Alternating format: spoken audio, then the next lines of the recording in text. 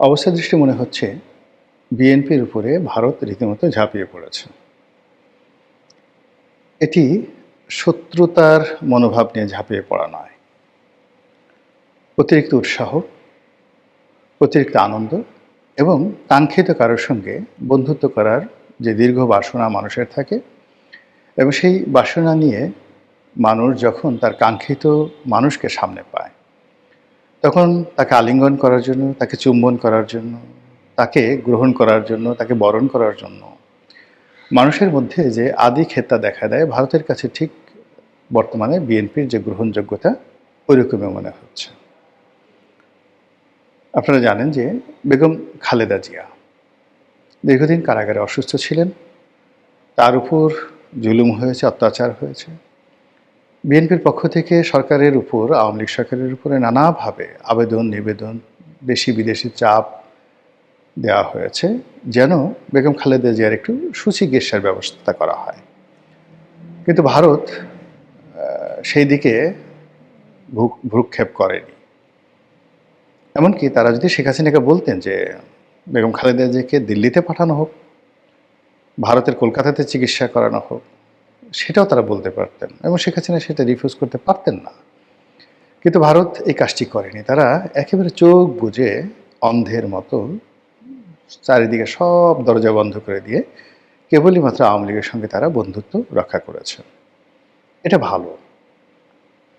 এটা ভালো যে ভারতের এই অভ্যাসটা আমার ভালো লাগে, যে তারা যখন কারো পক্ষ অবলম্বন করে একেবারে অন্ধভাবে তাদের পক্ষ অবলম্বন করে, আর যাদের বিরোধিতা করে তারা খুব ডেডিকেটেডলি সেই বিরোধিতা তারা চালিয়ে যায়। তাদের পররাষ্ট্রনীতি কখনো ফেল করেছে, কিন্তু তারা তাদের বন্ধুকে তারা ছেড়ে যায়নি। নেপালে তাদের সেই প্রাচীন বন্ধুত্ব যাদের সাথে ছিল এখনও আছে, শ্রীলঙ্কাতে একই অবস্থা, তারপর মালদ্বীপে একই অবস্থা, ভুটানে একই অবস্থা। মানে কখনো কখনো সেই সকল দেশের যে রাজনীতির উত্থান পতন এবং ভারত এবং চীনের মধ্যে যে রেষারেষি, সেক্ষেত্রে ভারত যে কাজটি করেছে, যাদেরকে সাপোর্ট করেছে তাদের সঙ্গে তারা সেইভাবে থেকেছে। তো সেই দিক থেকে যদি ভারতের আমরা চরিত্র দেখি, আওয়ামী লীগের সঙ্গে তাদের যে বন্ধনটি, এই বন্ধনটি পার্মানেন্ট। এখন সেই বন্ধন ছেড়ে তারা হঠাৎ করে কেন বিএনপির ব্যাপারে এত উৎসাহ দেখাচ্ছে?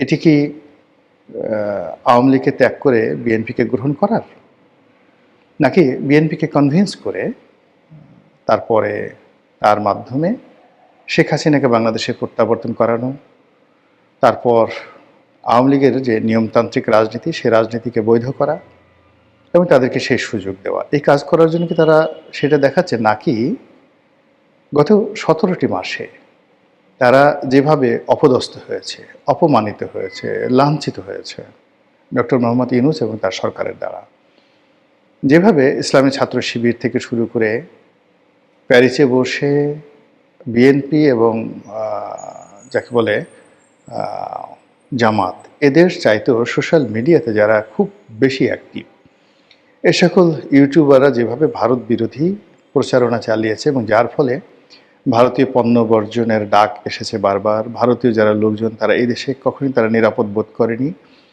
এবং বারবার তারা তাদের ভিসা সেন্টার বন্ধ করে দিয়েছে এবং ভারতীয় রাষ্ট্রদূত গত 15 বছর ধরে বাংলাদেশে যেভাবে তারা চলাফেরা করতেন, এই গত 17 মাসে বলতে গেলে রীতিমতো বিশ্রী অবস্থায় তাদেরকে ঘরে বসে থাকতে হয়েছে।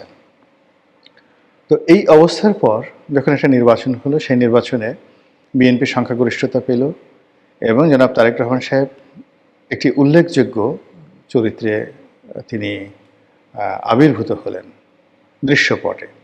তো সে কারণে কি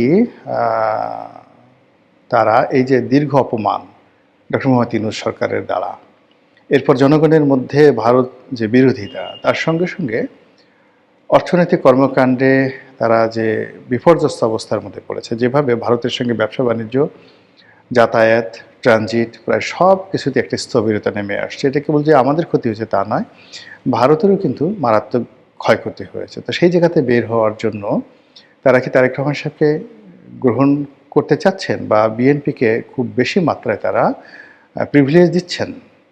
এই বিষয়গুলো নিয়ে আলোচনা করব। আমার কাছে যেটা মনে হচ্ছে যে ভারত যে কোনো মূল্যে আসলে বিএনপির সঙ্গে একটা সম্পর্ক স্থাপন করতে চায়, যে কোনো মূল্যে। তারা ডক্টর মোহাম্মদ ইউনূসের সাথে যেভাবে চলেছে, এটার যে নেতিবাচক প্রতিক্রিয়া তারা দেখেছে, কাজেই এটা তারা আর কন্টিনিউ করতে চায় না।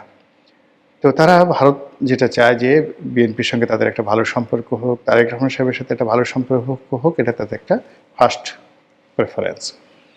দ্বিতীয় প্রেফারেন্স হলো যে ভারত বাংলাদেশ সম্পর্কের মধ্যে শেখ হাসিনার জমানাতে যে বিষয়গুলো মীমাংসিত হয়েছিল, ট্রানজিট, অন্যান্য বিষয়গুলো, যে চুক্তিগুলো হয়েছিল এবং বিশাল ভারতীয় বিনিয়োগ, বিভিন্ন ক্ষেত্রে যে বিনিয়োগগুলো হয়েছিল, সেই বিনিয়োগগুলো যেন চলমান থাকে এবং অর্থনৈতিক কর্মকাণ্ড যেন আগের মতো থাকে, এই বিষয়গুলো তারা নতুন সরকারের সঙ্গে একটি সমঝোতায় আসতে চাচ্ছে।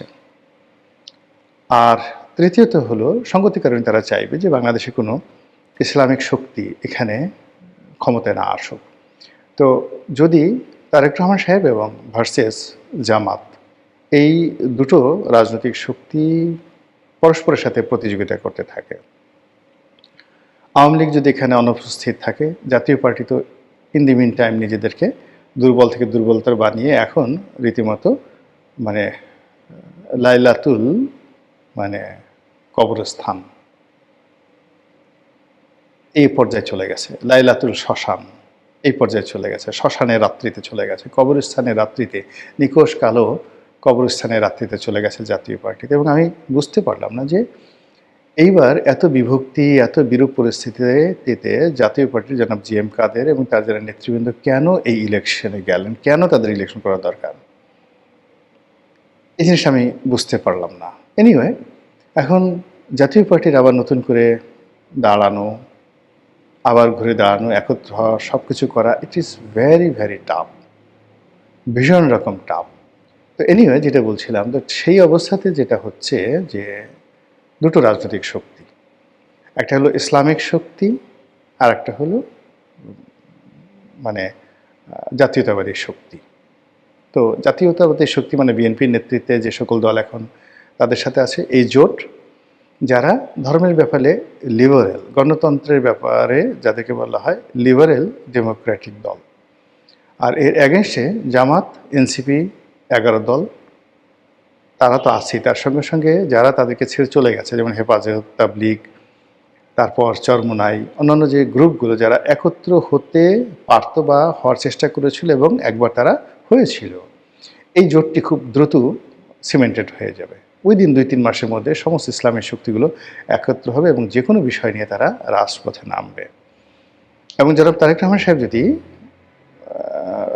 ভারতীয় সেই বন্ধুত্বের দিকে হাত বাড়ান, নরেন্দ্র মোদী বাংলাদেশে আসেন, বিশ্বাস করেন এই মামুনুল হক সাহেবরা আবার রাজপথে নামবেন, জামাত রাজপথে নামবে, এনসিপি রাজপথে নামবে, আবার এই মানে ডেইলি স্টার, প্রথম আলো, এই সমস্ত পত্রিকা যাদেরকে পুরো ভারত বলা হয়, এদের প্রতি আবার আক্রমণ করার জন্য চেষ্টা করা হবে। এবং রাষ্ট্রশক্তি মানে রাতারাতি একটা ইলেকশনের মাধ্যমে নতুন সরকার ক্ষমতায় আসবে, কিন্তু ওই যে ব্যাকবন সোজা করে একটা বৃহৎ ইসলামী শক্তিকে দমন পীড়ন করার মতো অবস্থা হবে না। এবং এখানে মানে একটা ব্যালেন্স আছে, এই ব্যালেন্স, রাজনীতির যে ব্যালেন্স, সেই ব্যালেন্স আওয়ামী লীগ ছাড়া এই মুহূর্তে জামাতের জন্য রাজনীতি করাটা নিরাপদ নয়, আর আওয়ামী লীগ ছাড়া এই মুহূর্তে বিএনপির জন্য রাজনীতি করা নিরাপদ নয়। আর অন্যদিকে এরকম একটা অস্থির রাজনীতির যে পরিবেশ, তারপর একটা আনপ্রেডিক্টেবল অবস্থা, সেই আনপ্রেডিক্টেবল অবস্থার মধ্যে বিদেশি বিনিয়োগ করা, কূটনীতি করা, তারপরে দীর্ঘমেয়াদী একটি রাষ্ট্রের সঙ্গে আরেকটি রাষ্ট্রের সম্পর্ক স্থাপন করার ক্ষেত্রে নানা রকম বাধা এবং বিপত্তি রয়েছে। ভারত নিশ্চয়ই সেটা চাইবে না। তারা চাইবে যে যে যার শক্তি সামর্থ্য অনুযায়ী থাকুক, এবং এখানে কোনো একটি দল যদি একচেটিয়া ক্ষমতা অর্জন করে, তার ফলে যে ফ্যাসিজম তৈরি হয়, যে ডিক্টেটরশিপ তৈরি হয়, এটার ফলাফল কখনোই ভালো হয় না। এবং সর্বশেষ শেখ হাসিনাকে নিয়ে তারা যে বিপদে পড়েছে, এটি তারা 15 বছরে যে লাভ করেছে, তার চেয়ে এই গত 17 মাসে তারা যেভাবে অপমানিত, লাঞ্ছিত হয়েছে, এটা আগামীতে তারা হতে চাচ্ছে না। এইগুলো এক। 2 নম্বর হলো যে এখন যদি আওয়ামী লীগ না থাকে, একেবারে নিশ্চিত যে জামাত যেভাবে সংগঠিত হচ্ছে, তারা বিএনপিকে পূর্ণ মেয়াদে ক্ষমতায় থাকতে দেবে না। অবশ্যই একটা মধ্যবর্তী নির্বাচনের আগে আসতে হবে, অথবা এমন কিছু ঘটনা ঘটবে যে ঘটনার প্রেক্ষিতে বিএনপিকে ক্ষমতাচ্যুত হতে হবে। এবং সেক্ষেত্রে অনিবার্যভাবে যদি আওয়ামী লীগ রাজপথে না থাকে, জামাত ক্ষমতায় আসবে আসবে আসবে, কোনো সন্দেহ নাই। আর জামাত যদি ক্ষমতায় আসে, সে উইদিন 3 মান্থসের মধ্যে টোটাল রাজনীতির course of action say change করে ফেলবে, পুরো সে ইসলামাইজেশনে চলে যাবে।